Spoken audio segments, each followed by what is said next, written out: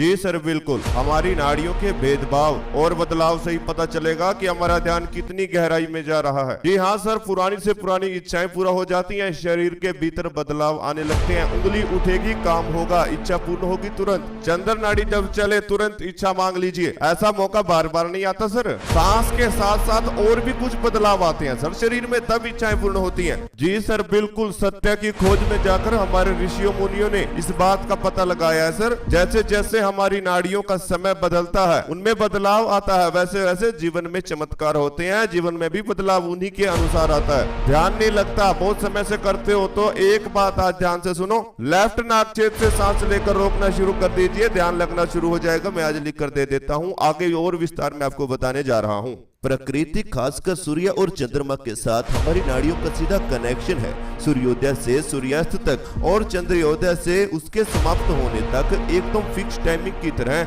हमारी ईड़ा, पिंगला और सुषुम्ना नाड़ियों में बदलाव होता रहता है। इसकी एक्यूरेसी इतनी अधिक है कि हम सूर्योदय के समय और अपनी नाड़ी का सेकंड के हिसाब से मिलान कर सकते हैं। आप हैरान हो जाएंगे कि जब हमारा जन्म होता है उस वक्त किस हद तक सूर्य और चंद्र की कलाओं में बदलाव के साथ ठीक उसी तरह हमारी नाड़ियों में भी बदलाव देखने को मिलता है। जैसे जैसे हम बड़े होते हैं हमारी गलत दिनचर्या, खान पान, सोने जागने आज बदलते समय के कारण हमारी नाड़ियों की टाइमिंग बदल जाती है। कुदरत के साथ हम कटने लग जाते हैं। बस यहीं से हमारे जीवन में गड़बड़ी शुरू होती है।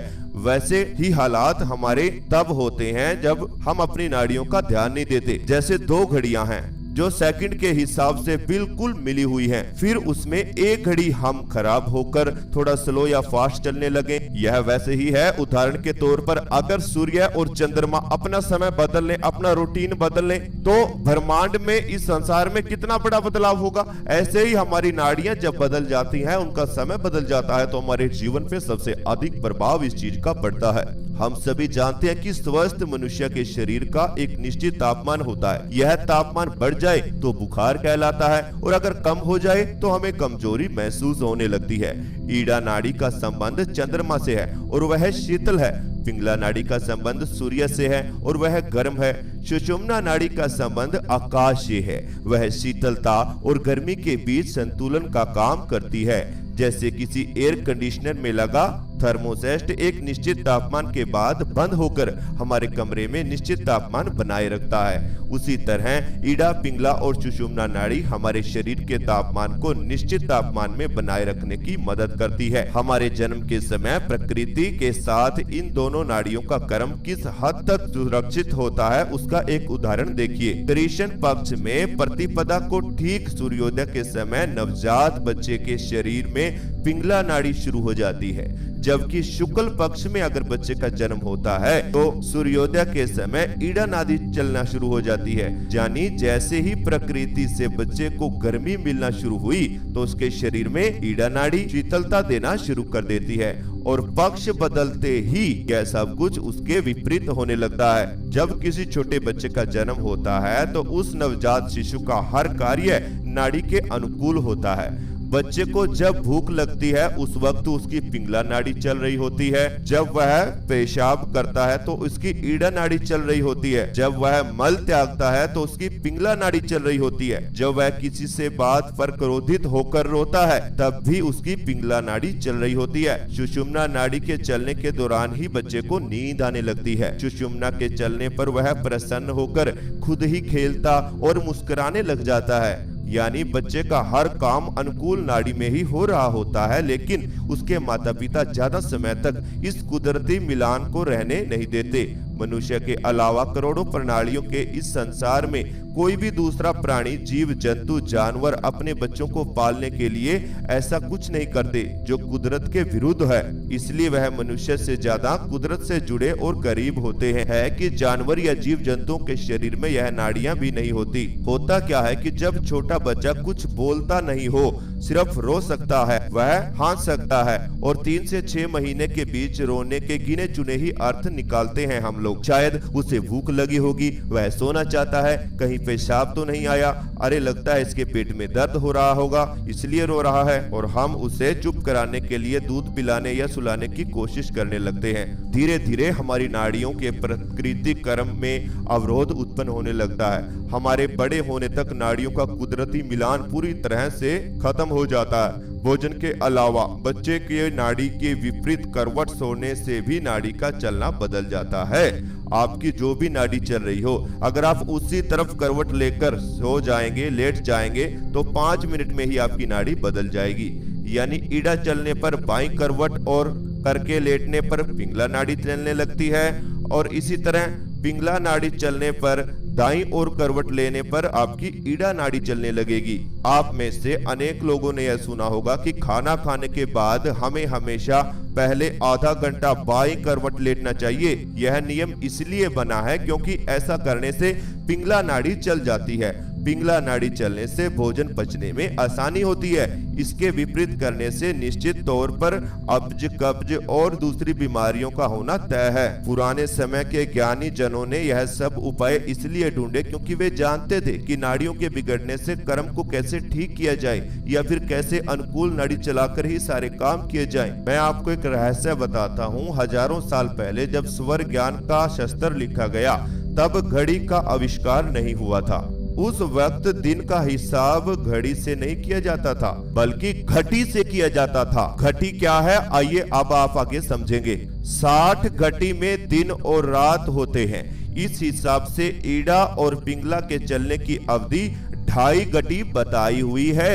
60 घटी को दिन रात के कुल 24 घंटों के हिसाब से जोड़ें तो 2.5 घटी का 1 घंटा हुआ। यानी ईड़ा और पिंगला के चलने की अवधि एक बार घंटा होती है, एक घंटा होती है। यह स्वस्थ शरीर का लक्षण है। यदि आपकी ईड़ा अथवा पिंगला 1 घंटे से काफी देर तक या बहुत कम समय ही चलती है, तो इसका अर्थ हुआ कि आपका नाड़ी क्रम बिगड़ा हुआ है। इसका सीधा असर आपके स्वास्थ्य पर भी होगा, आपके ध्यान में भी होगा और आपके जीवन में भी होगा। तो अब मैं आपकी नाड़ियों को सही करके आपको एक ध्यान कराने जा रहा हूँ। इस ध्यान से आपकी नाड़ियों पर बहुत अधिक प्रभाव पड़ेगा और आपकी नाड़ी क्रम बिल्कुल सुधर जाएगा। तो अब सभी, अगर आप ध्यान करना चाहते हैं तो अभी आप सभी मेरे साथ अपनी दोनों आंखें धीरे धीरे बंद कर लीजिए। आप बैठकर भी इस ध्यान को कर सकते हैं और लेटकर भी कर सकते हैं। बस आपकी दोनों आंखें बंद रहें, रीढ़ की हड्डी बिल्कुल सीधा रहे। अब आप सभी अपनी सांसों पर ध्यान को ले आएं। सांस को लेते रहें और बाहर छोड़ते रहें। याद रहे, आपकी हर एक सांस पेट तक जानी चाहिए और पेट से ही बाहर आनी चाहिए। गहरी गहरी सांस पेट में लेते रहें और बाहर छोड़ते रहें। अपने शरीर को बिल्कुल ढीला कर दीजिए और अपना ध्यान अपनी नाक पर लेकर आएं। सभी अपना ध्यान अपनी नाक पर बना लीजिए।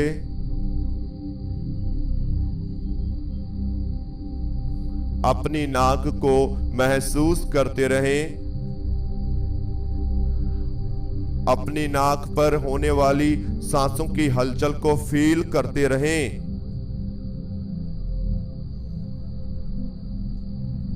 हम अपनी सुषुम्ना नाड़ी को एक्टिव करने जा रहे हैं, तो अपनी नाक की हड्डी को महसूस करें। जैसे जैसे आपकी नाक पर ध्यान बनेगा, वैसे वैसे आपकी नाक की हड्डी में खिंचाव पैदा होगा। धीरे धीरे नाक की हड्डी में खिंचाव पैदा होने लगेगा।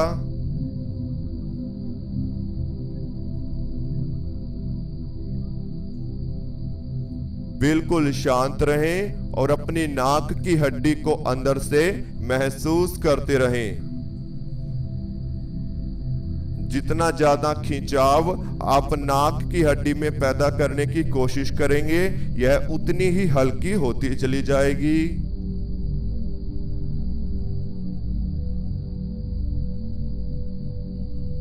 अब महसूस करो कि आपकी दोनों नासिका छेद धीरे धीरे खुलना शुरू हो रहे हैं। नाक की हड्डी को फील करते हुए यह अनुभव करो कि आपकी दोनों नाक छेद धीरे धीरे खुलना शुरू हो रहे हैं। और अब आप एक गहरी सांस अपने अंदर लीजिए दोनों नाक छेद से। ठंडा ठंडा सांस आपके अंदर गया, पेट में आ गया। अब पेट में इस सांस को रोकें। सांसों की ठंडक पेट में फील कीजिए।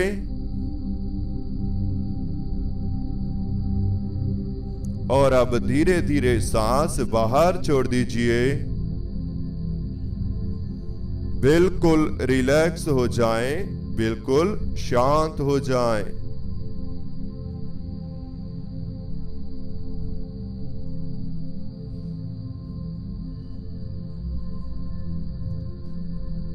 एक और गहरी सांस अपने अंदर लीजिए। सांस को पेट में रोक लीजिए और सांस की ठंडक को पेट में महसूस करें।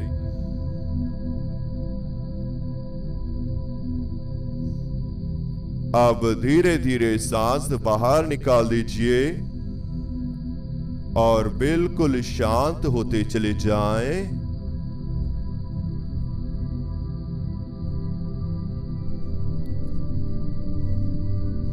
बिल्कुल रिलैक्स होते चले जाएं।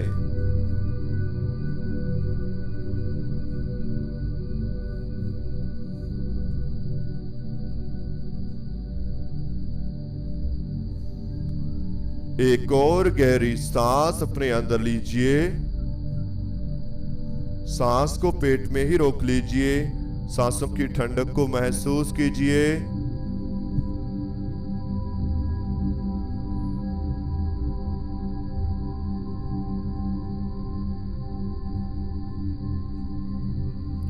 अब धीरे धीरे सांस बाहर निकाल दीजिए।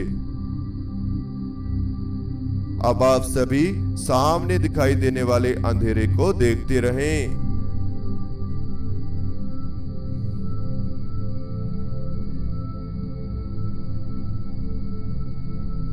सामने दिखाई देने वाले अंधेरे को देखते रहें और बिल्कुल शांत होते चले जाएं।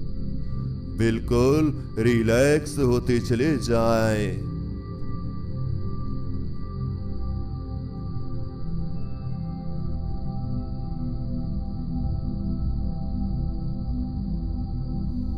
आप धीरे धीरे सांसों के साथ जुड़कर इस अंधेरे की गहराइयों में जा रहे हैं।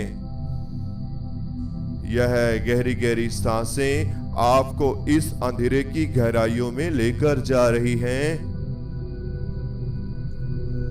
नॉर्मल तरीके से गहरी गहरी सांस लेते रहें और बाहर छोड़ते रहें। याद रहे, सांस को लेते समय, बाहर छोड़ते समय आपका पेट फूलना व सिकुड़ना चाहिए। Very good. इसी तरह ध्यान में बने रहें, शांत बने रहें। कोई हलचल नहीं, कोई हलचल नहीं, बिल्कुल शांत।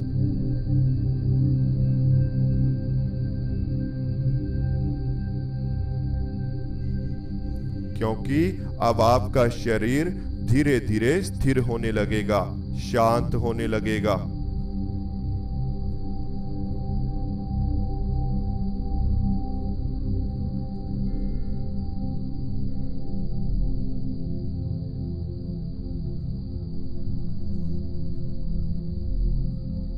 Very good.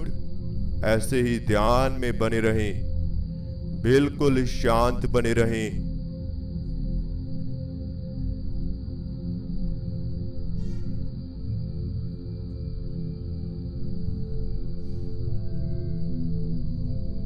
अब आप सभी अपने शरीर को धीरे धीरे ढीला छोड़ते चले जाएं।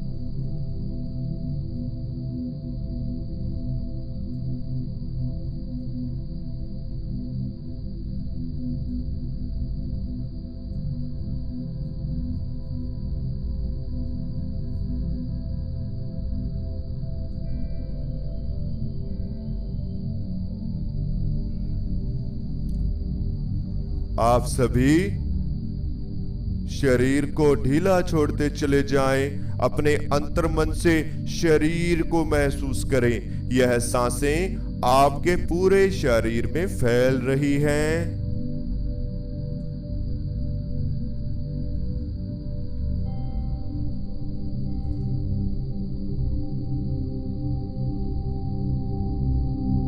यह सांस पूरे शरीर में जा रही है और आपको अंदर से शांत कर रही है।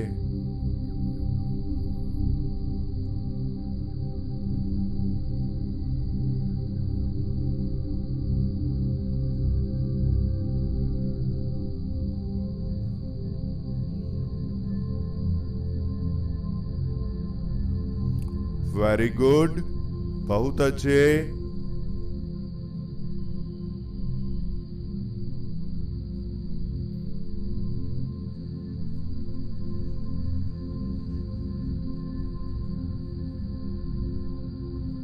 शांत रहें, बिल्कुल शांत रहें।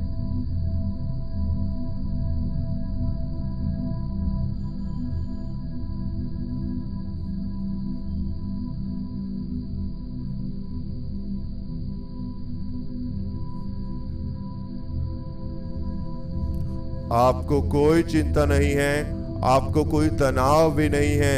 बस गहरी गहरी सांस लेते रहें, पूरे शरीर को अंतर्मन से फील करते रहें। यह देखें कि किस भाग तक आपकी सांसें महसूस हो रही हैं, क्योंकि अब मैं आपको पूरे शरीर में सांसों को फील करना सिखा रहा हूं।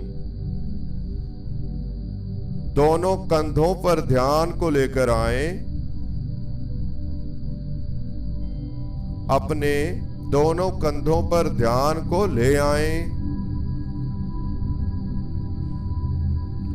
और अपनी सांसों को कंधों में महसूस करें। जब सांसें भीतर आती हैं तो कंधों हल्के से ऊपर उठते हैं। सांस जब बाहर जाती है तो कंधे हल्के से नीचे आ जाते हैं। दोनों कंधे आप महसूस कर रहे हैं।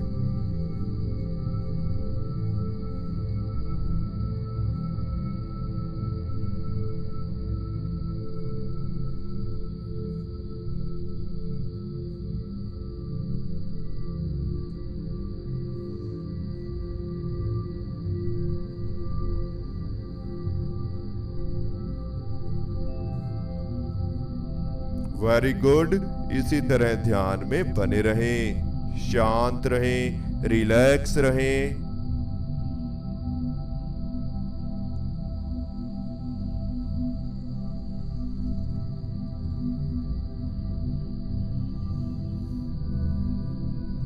आपको कोई चिंता नहीं है, आपको कोई तनाव भी नहीं है।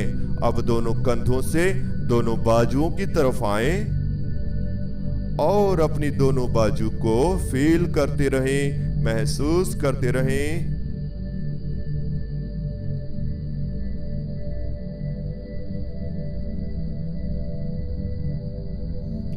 दोनों बाजू फील करते रहें, दोनों कंधे महसूस करते रहें।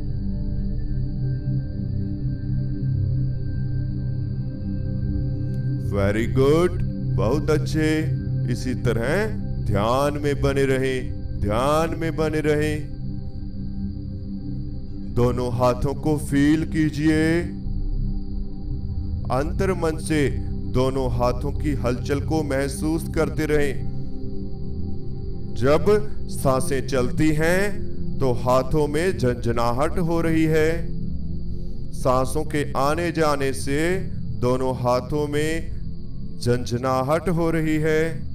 हाथों की हथेलियों में हल्की हल्की हलचल, झंझनाहट सी फील हो रही है। सांसों के साथ दोनों हाथ शून्य अवस्था में जा रहे हैं।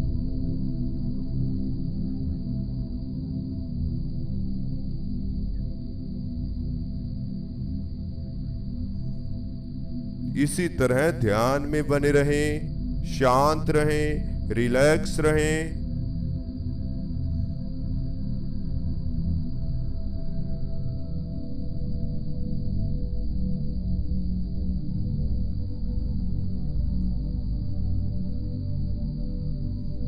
आपको कोई चिंता नहीं है, आपको कोई तनाव भी नहीं है। अब आप सभी अपना ध्यान अपनी दोनों लेग्स और पांव पर लेकर आए।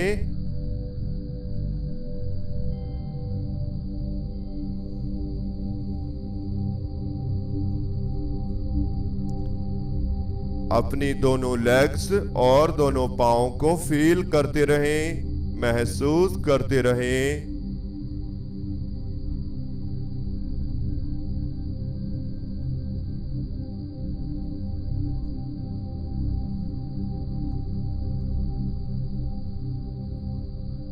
वेरी गुड, बहुत अच्छे।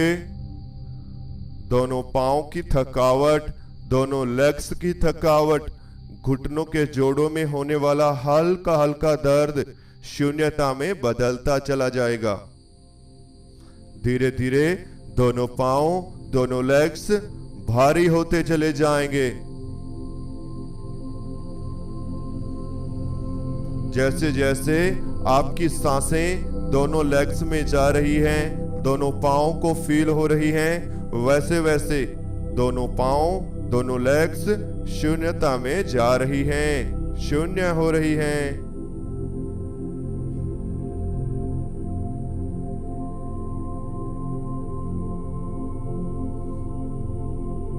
शांत रहें, रिलैक्स रहें, बस ऐसे ही बने रहें।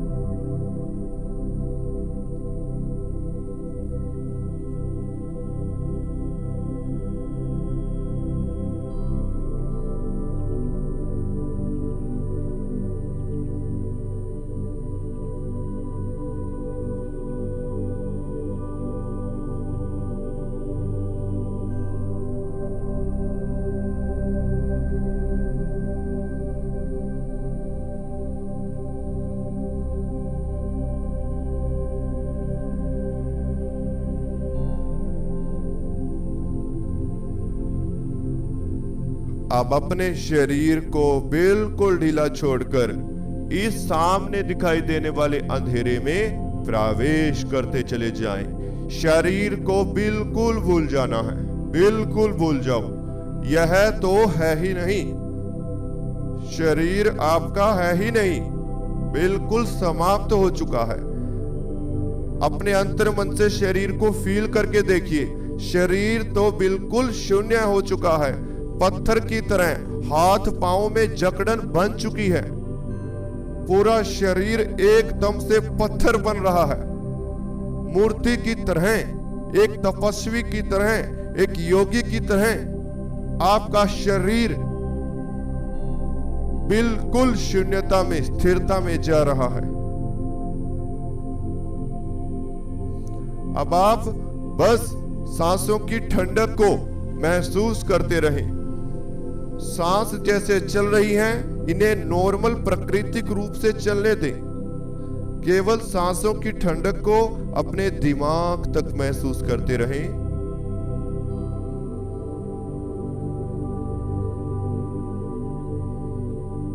सांसों की ठंडक को दिमाग तक फील करते रहें।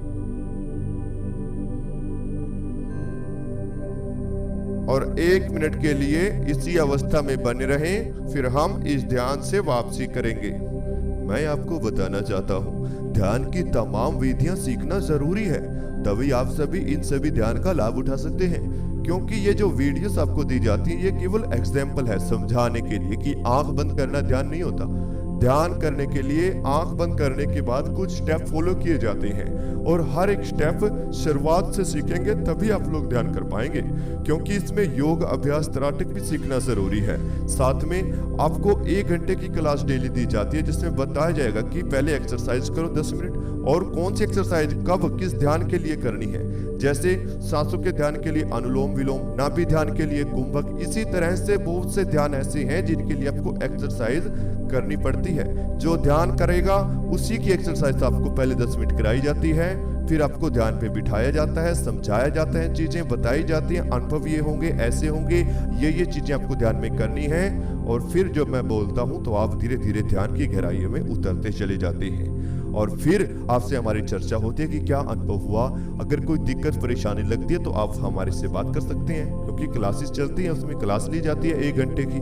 तो अगर आपको जुड़ना है और कुंडलिनी जागरण, थर्ड आई एक्टिवेशन, 0 स्टेज मेडिटेशन का अनुभव पाना है तो आपको हमारे साथ जुड़कर शुरुआत से ध्यान सीखना होगा।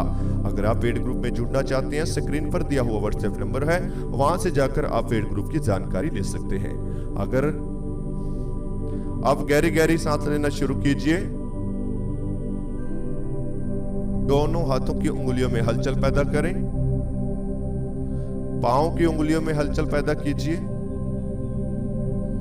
पूरे शरीर में धीरे धीरे हलचल पैदा करें